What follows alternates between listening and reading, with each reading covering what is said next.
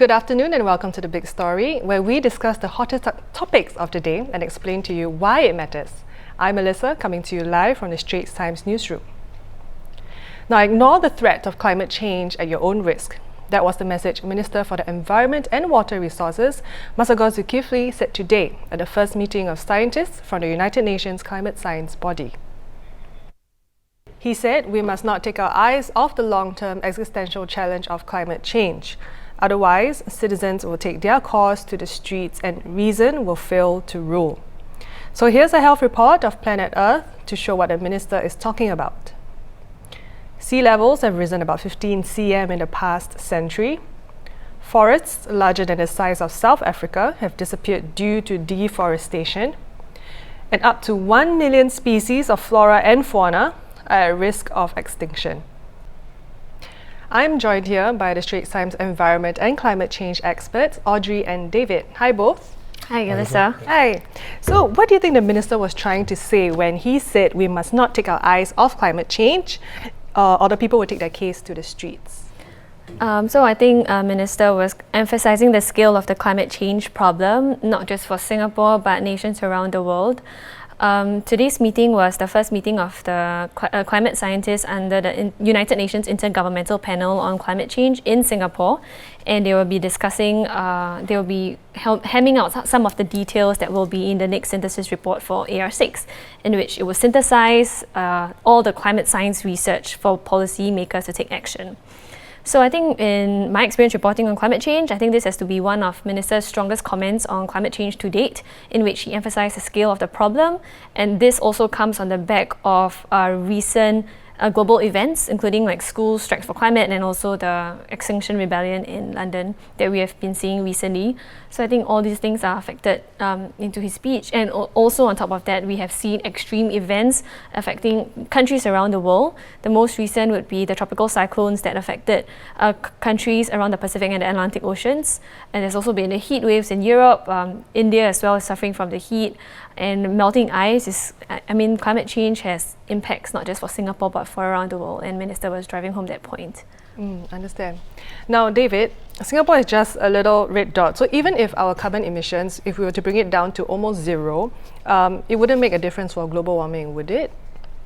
Well, but that kind of misses the point, because the whole point about climate change is that it's a man-made issue and it's a global issue, and all countries really have to pull their weight, whether they're a top emitter like China or the smallest country. Everybody has to take action, each to their own ability, which is the point of the Paris Climate Agreement.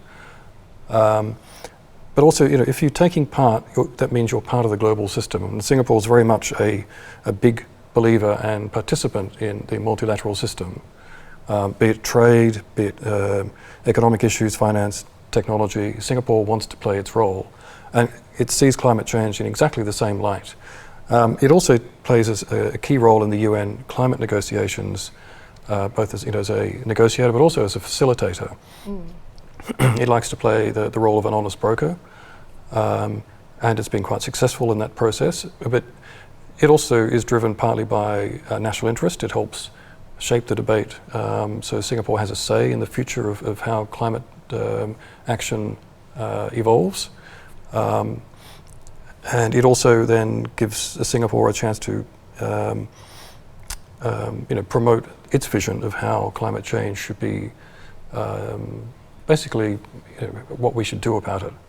I guess the third thing too is that there are, by being a global player, you also can help I guess understand the economic benefits of tackling climate change, because yes, a lot of people think climate change is a doom and gloom narrative.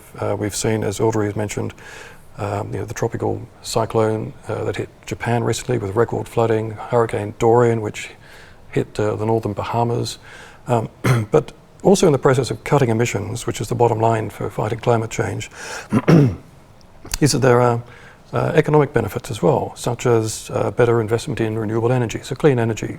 Clean energy then also gets rid of the need to import expensive fossil fuels. Burning fossil fuels creates air pollution, apart from obviously CO2, which heats up the atmosphere. investments in greener buildings, which then cut energy costs. There are lots of things, positive things to be done on climate change. So getting involved in the economic side of that and building an economy around that is also quite a positive thing, and Singapore's also looking at that process. Audrey, do you have anything to add to that? Yeah, I just want to highlight that Singapore is also disproportionately vulnerable to the impacts of climate change. I mean, yeah, we can adapt, right? When the heat comes, you just turn up the aircon, but there are some other factors that we cannot adapt against. So things like, for example, as a small island nation, we import more than 90% of our food. So if climate change is wrecking food and water supplies elsewhere, yeah, we have the money, but will the countries actually sell that to us when climate crisis hits? So the fact that Singapore is so reliant on all these imports and all that makes it important that we do our part now, so that we have a greater bargaining voice on the international stage in terms of calling other countries to cut their emissions. And correct me if I'm wrong, David, like that's what the small Pacific Island nations are doing, right? They are trying to do, they are calling on the international players Absolutely, to, hey, do your part, because you know we are the ones who are going to suffer the most. Yeah, they're bearing the brunt, right? I mean, these tiny islands didn't cause climate change. They're not responsible for the planet heating up or these additional extreme events. They're kind of blameless. Yeah. So of course they'll do their bit, but they're asking the bigger emitters to meet the obligations of the Paris Climate Agreement and go for keeping warming up just below 2 degrees or even 1.5, which the UN Climate Panel says is the target to go for, because that will minimise the risks to basically to countries, to economies, to societies. Yeah, if I could just chime in one more thing. Yeah. So like we have the biggest emitters in the world, places like the US, the EU, China, India, but a lot of other countries all say that they are contributing negligible amount to the global emissions. So imagine if 175 countries all say the same thing, where would that put us?